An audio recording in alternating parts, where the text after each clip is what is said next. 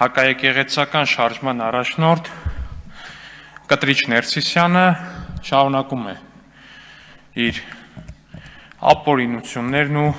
անօրինականությունները հայ առաքելական Սուրբ եկեղեցում։ Այսօր նա կարգալույծ է հռչակել մի քահանայի, ում մեղքը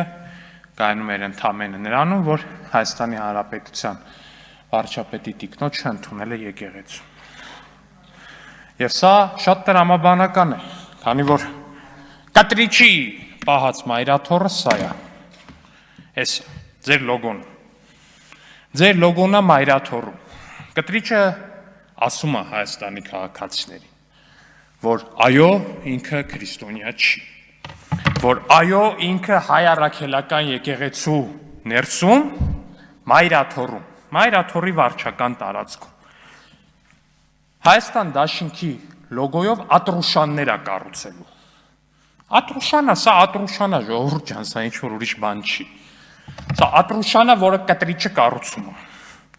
Ու ցանկացած քահանա, ով այդ ատրուշանի առաջ չի երկրպագում,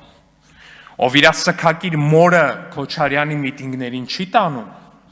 այդ քահանային սպասվում է մի բան՝ կարգալուծություն։ Կարգալուծություն։ Իդեպ,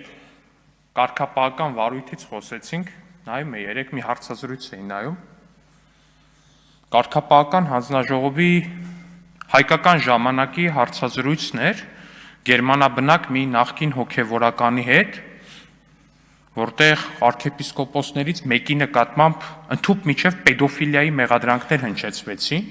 Ես խնդրում եմ մեր քննչական մարմինները առնվազն դրանով զբաղվեն, որտեղ այդ հարցազրույցում ասում էր, որ տվյալ arczepiskopos-ը երիտասարդ այդ տղաներին, ովքեր որ ներողություն ավարտում, եկեղեցական տղաներին ասում էր, ըստ այդ մարդու ասածների, էլի հժում, ասում էր, տղերքին ասում էր, շորտիկ մի հագեք, ձեր ոտքերն ինձ գրգռում են կամ նման մի բան, այս հարցով պետք է անպայման վարույթ հարուցվի, բայց զարմանալի է, որ Կտրիչը սրա վերաբերյալ վարույթ չի հարուցում, բայց վարույթ հարուցում, որտեղ վարչապետի տիկնոջը եկեղեցում բան են արել, ընդունել են։ Այս ֆանտաստիկա ուղղակի։